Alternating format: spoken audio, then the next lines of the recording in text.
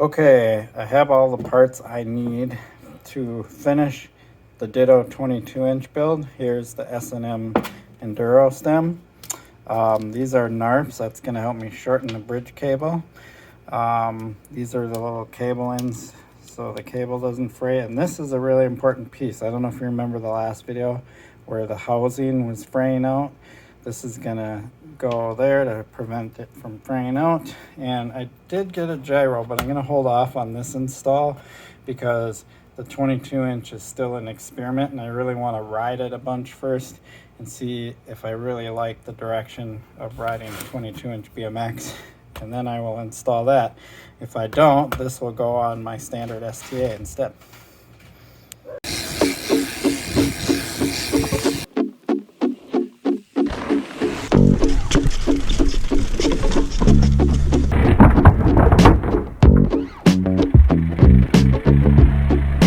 Windy again on this trail. Woo. Might have to overshoot some of these this time. Here we go, Chad. Oh.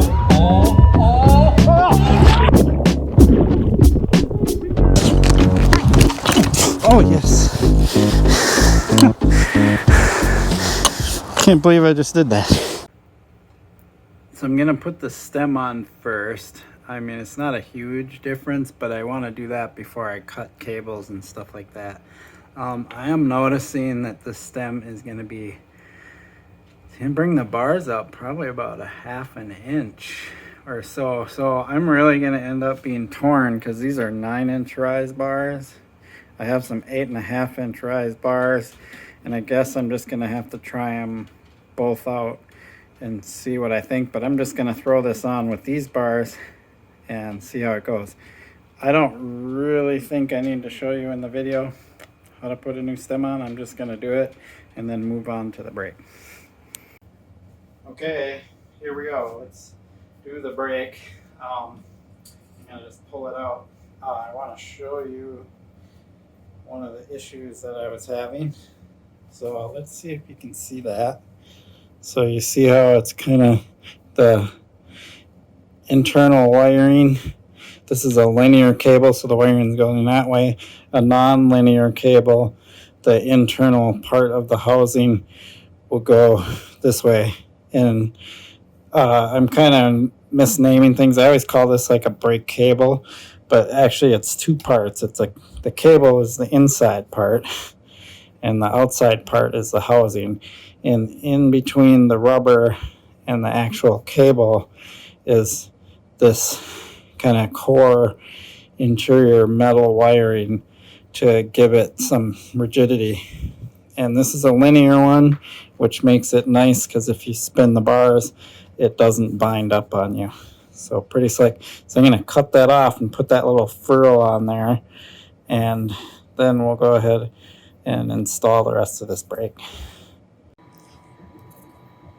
So I backed the cable out of the housing a little bit so I can cut this off, and I have the nice Park cable cutters here, so let's go ahead and cut that off.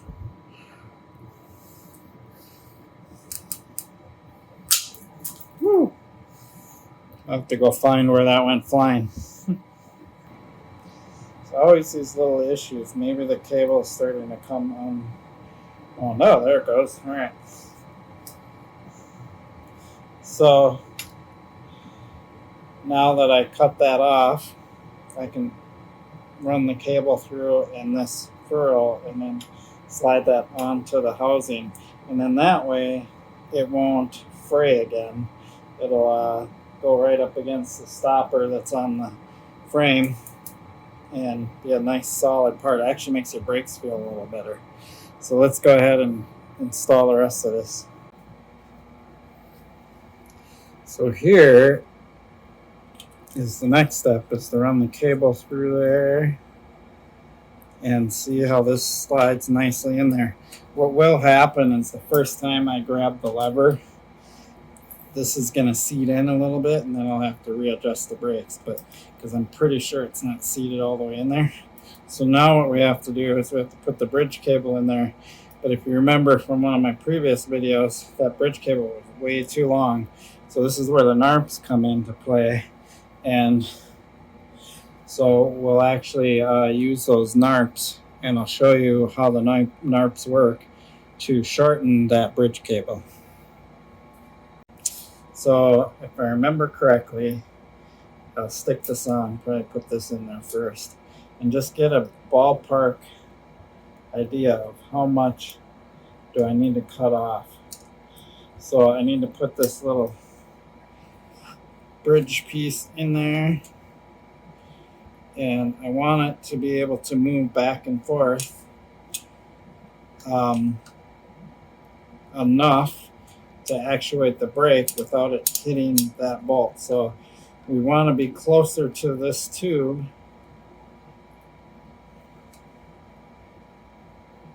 and when I go to the brakes, I can kind of eyeball it, which is what I'm going to do, because with a NARP you can adjust it, and I can actually see that I need to cut quite a bit off.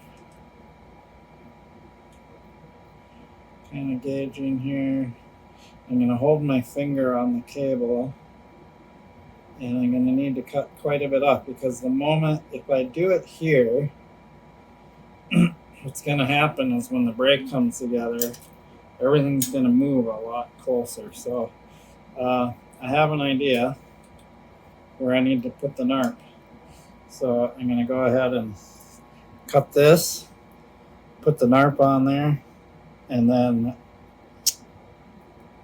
we'll have to make the fine-tune adjustments once we get it all in there. So first we'll cut this to length.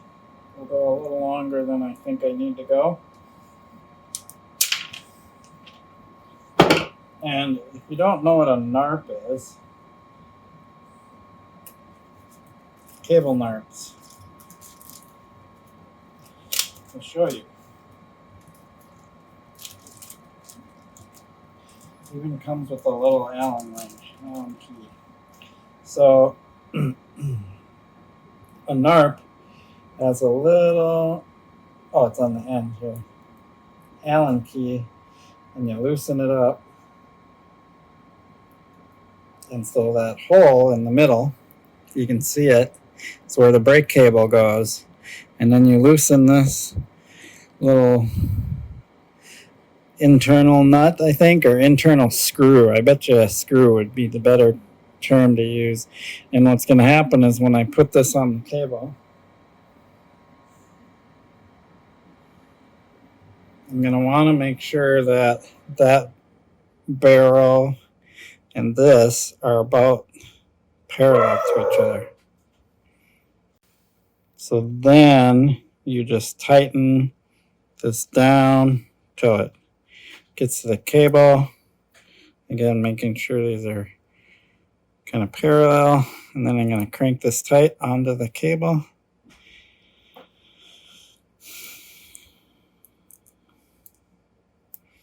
And we're going to try this out on the bike. So there you go. So that is now a shortened bridge cable.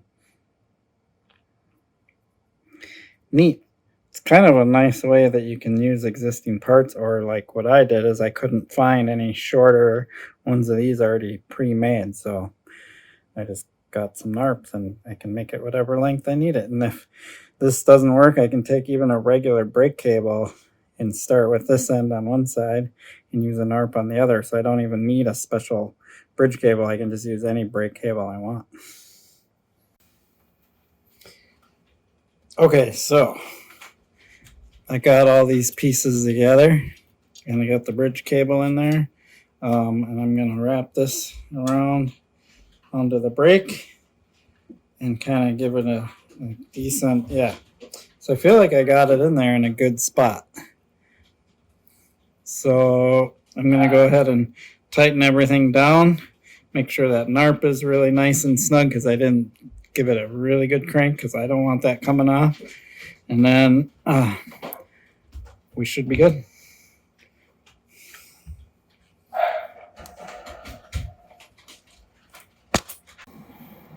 So now I tightened everything down. I tightened this pinch bolt down. I tightened the NARP extra tight. And it's all, this is actually pretty tight in here, but it works. And so the next thing I usually do after this is I grab the brake lever as hard as I can. And the reason I do that is I want to be sure none of this stuff is going to pop loose while I'm riding and using my brakes. So here we go. All the way to the grip. And it held together. I didn't see anything move. It's pretty good. I look at the alignment here. It rubs a little there, but I mean, it's really tight in there. So this isn't perfect. It almost would be better if this was angled some so that was in one straight line, but we'll see. Looking pretty good. So the last step is to cut this excess cable off and put a little cap on there so it doesn't frick. And there we go. Done deal. Nice and snappy. So let's go ahead and pull the bike out of the stand and take a look at it because it is done. Okay, there you have it. Thanks for watching. Please like and subscribe.